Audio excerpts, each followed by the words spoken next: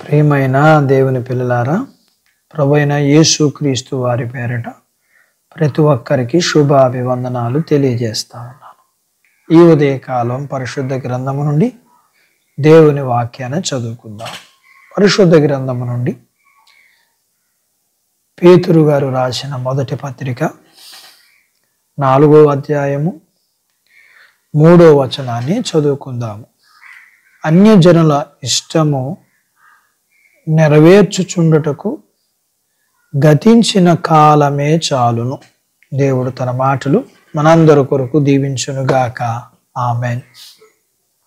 ప్రియమైన దేవుని పిల్లలారా, గత కాలమున మన జీవితాలు లోకమును అనుసరించిన జీవితాలు. గతించిన కాలములో మన జీవితాలు మనుషులను మాదిరిగా చేసుకుని జీవించిన జీవితాలు.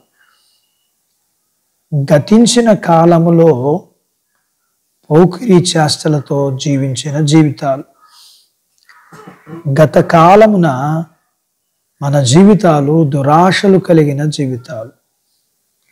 గత కాలములో మగ ఆడ అని తేడా మరిచి, చిన్న పెద్ద అనే తేడా మరిచి మద్యం సేవించిన జీవితాలు మన జీవితాలు. గతించిన కాలములో అల్లరితో కూడిన ఆటపాటలు కలిగి జీవించిన జీవితాలు.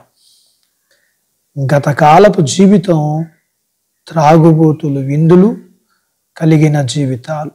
ఇలా మనుషులు గతించిన కాలములో లోకాన్ని, శరీరాన్ని, మనుషులను చూచి నడిచిన ఆ కాలము చాలని దేవుడు అంటున్నాడు. అయితే ఈ కాలమును మనం ఏం చేయాలని దేవుడు కోరుకుంటున్నాడు? ఈ కాలమును దేవుడు మనకి ఎందుకు ఇచ్చాడు? ఈ కాలమును మనము ఏ విధంగా మనము ఈ కాలాన్ని ఉపయోగించుకోవాలని దేవుడు అంటున్నాడంటే, ఈ కాలము మనము మన పాపముల విషయమై పశ్చాత్తాపడవలసిన కాలము. ఈ కాలము మనము మారు మనసు పొందవలసిన కాలం. ఈ కాలము మనము రక్షణ బాప్తీసము పొందవలసిన కాలం.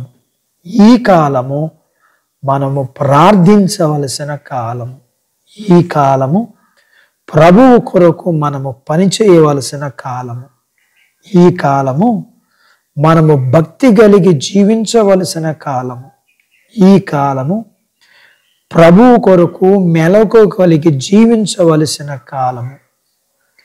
దేవుడిచ్చిన ఈ కాలము మనము మన జీవిత కాలం అంతా కూడా దేవునికి మాదిరిగా జీవించవలసిన కాలం. ఎందుకని అంటే, ఈ జీవితం కొద్దిదే అని వాక్యం చెప్తా ఉంది. దేవుని వాక్యం చెప్తుంది, మా ఆయుష్ 70 సంవత్సరములు, అధిక బలం ఉన్నడలా 80 సంవత్సరములు అని. కాబట్టి దేవుడిచ్చిన మన ఈ జీవితాన్ని, ఈ కాలాన్ని మనమందరము కాలము కొద్దిగా ఉన్నదని, మన జీవితం చిన్నదని గుర్తెరిగి దేవునికి ఇష్టంగా మన జీవిత కాలం అంతా దేవునికి ఇష్టంగా జీవించడానికి దేవుడు మనందరకు సహాయం చేయునుగాక. ఆమేన్. ప్రార్థించుకుందాము. మమ్మల్ని మిక్కిలిగా ప్రేమించిన మా ప్రియ పరలోకపు తండ్రి, మీ పరిశుద్ధ నామాన్ని బట్టి మీకు వందనాలు చెల్లిస్తూ, గతించిన కాలములో మేము మా జీవితాన్ని, మాకిచ్చిన కాలమును, సమయమును మేము వ్యర్థము చేసుకున్నాం.